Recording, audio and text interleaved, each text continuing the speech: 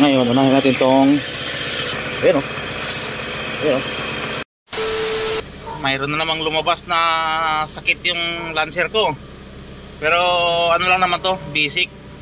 Basic lang to. Kasama to sa basic maintenance. Yung sakit niya, belt, maingay, sumisitsit. So yun na nga, mayroon na namang panibagong Lancer itlog ko. Mayroon na namang panibagong issue.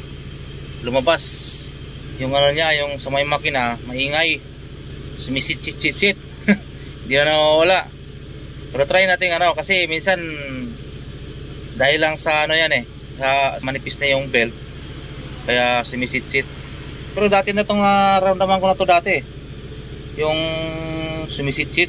Pero nawawala pagka mainit na. Ngayon hindi na siya nawawala. Kahit mainit na yung makina, hindi pa rin siya nawawala. Kaya try natin ulit na i-diagnose. Ang pag-testing lang yan kung talagang belt, buhusan ng tubig. Kasi ano yan tatlo ang belt yan buhusan natin lahat ng belt, isa-isahin natin. Tapos tingnan natin kung saan yung maingay. Tapos tatahimik yan pagka binuhusan ng tubig. Tara, tingnan natin para masubukan kung talagang belt nga ba ang sira. Okay, tara, testing natin. Ayun dinig na dinig, sumisitsit, hindi na nawawala. Dati nawawala to ngayon malala na, manipis na siguro talaga ang belt. Ayun, subukan natin basahin ng tubig. Dito tayo kuha ng tubig sa yung tulo ng aircon. Yan, kuha tayo ng isang tabo.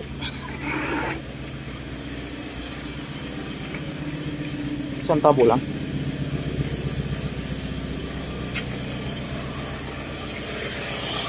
Ngayon unahin natin tong belt ng power steering. Ayun ayun ayun, wala. Ayun, bumalik na naman siya. Belt ng power steering, manipis na.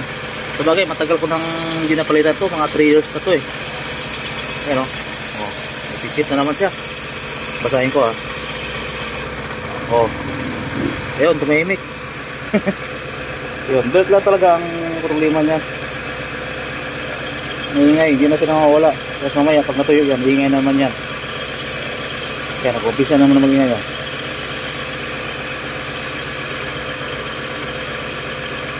Tapos natuyo yan mamaya. Yun maingay na naman siya. Bukasan na naman natin. Ayun, di confirm belt yung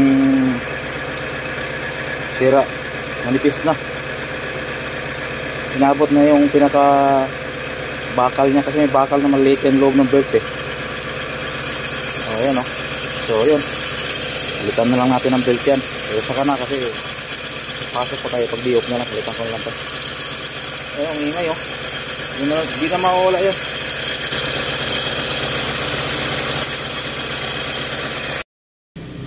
So yan na nga na-confirm natin na belt yung sira. Kaya kailangan natin palitan yan. Gusto ka na palitan kasi may pasok pa tayo ngayon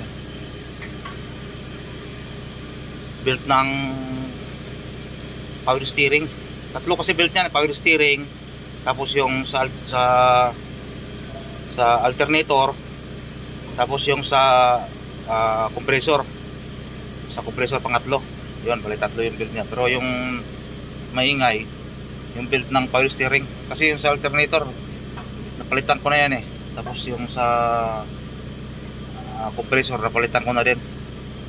Sigurado kasi binuhusan natin ng tubig, yun yung nawawala nawawala yung ingay pag binuhusan ng tubig, yung belt ng ang belt ng power steering. Kaya yun, palitan na lang natin yun.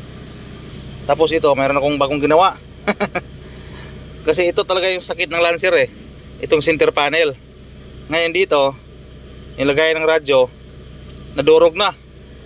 Siyempre, ginawa nila ng paraan. Ayun plywood na 1/2. Ngayon, tinabasa natin ng ganoon. Pinurmahan natin yung amplifier. Kasi ang nakalagay doon dati, radyo. Yung kinwood na radyo na 2 din. Nasira.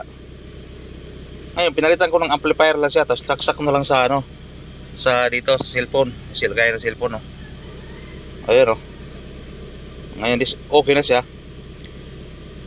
Wala na siyang basag-basag. Pangit kasi tingnan yung basag eh. Talagang sakit ng Lancer yung center panel. Basag. Pero ito, nalagyan ko pa ng sticker to. May sticker siya na kulay itim dito. Para hindi na masagwa tingnan. Kasi pangit tingnan pag ganyan. Plywood. Ayun, ayun yung sticker to. Ayun, yung bilog na yan. Ayan.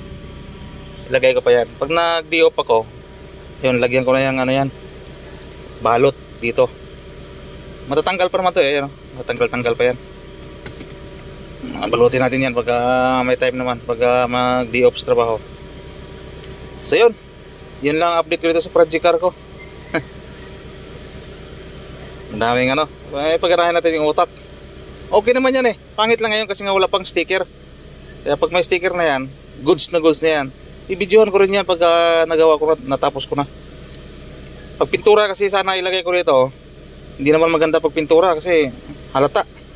Maganda yung sticker kasi kakulay nito eh. Yung sticker ito. Oh, ayun oh. Oh, yun oh, sticker. Oh. Diba? Kakulay siya. Itim. Pang wall to eh. Pang wall sticker yan eh. Ito yung pinili ko, yung itim. Para kakulay dito. Maraming kulay yan. Maraming nabibili niyan. Ayan, plus papel yung loob niyan. Ayan. So yan. Videoan ko na lang ulit to pagka natapos na. Ang maganda na tingnan. Ngayon, pangit lang siya eh. So yan. Alright. Maraming salamat.